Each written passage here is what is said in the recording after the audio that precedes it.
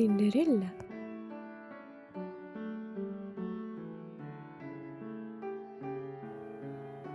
Once upon a time, there was a beautiful girl named Cinderella.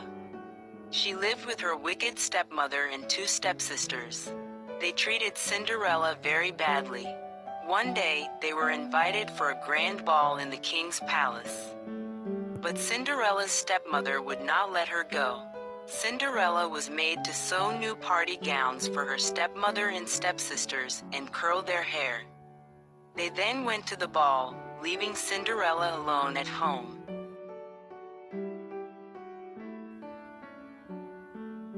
Cinderella felt very sad and began to cry.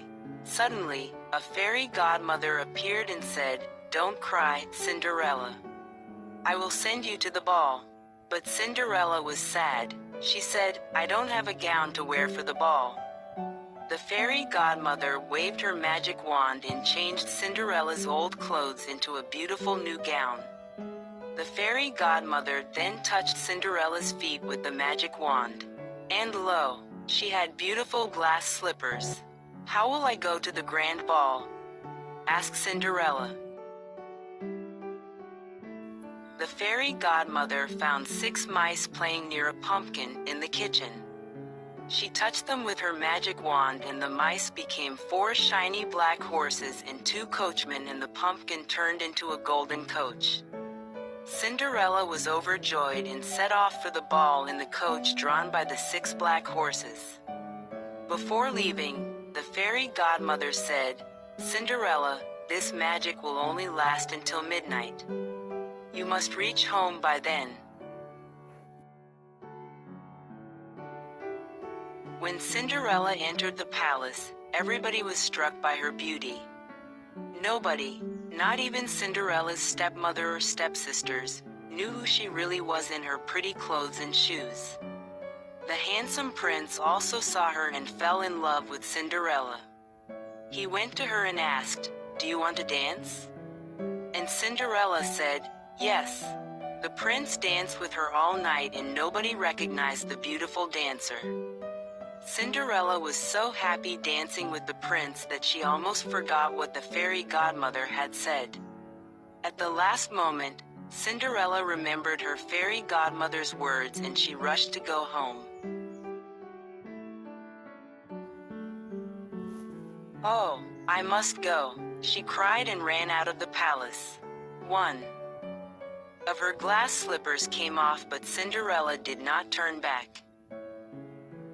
For it, she reached home just as the clock struck 12. Her coach turned back into a pumpkin, the horses into mice, and her fine ball gown into rags. Her stepmother and stepsisters reached home shortly after that. They were talking about the beautiful lady who had been dancing with the prince. The prince had fallen in love with Cinderella and wanted to find out who the beautiful girl was, but he did not even know her name. He found the glass slipper that had come off Cinderella's foot as she ran home. The prince said, "I will find her. The lady whose foot fits this slipper will be the one I marry." The next day, the prince and his servants took the glass slipper and went to all the houses in the kingdom. They wanted to find the lady whose feet would fit in the slipper. All the women in the kingdom tried the slipper, but it would not fit any of them. Cinderella's stepsisters also tried on the little glass slipper. They tried to squeeze their feet and push hard into the slipper, but the servant was afraid the slipper would break. Cinderella's stepmother would not let her try the slipper on, but the prince saw her and said, "Let her also try on the slipper." The slipper fit her perfectly. The prince recognized her from the ball. He married Cinderella and together they lived happily ever after.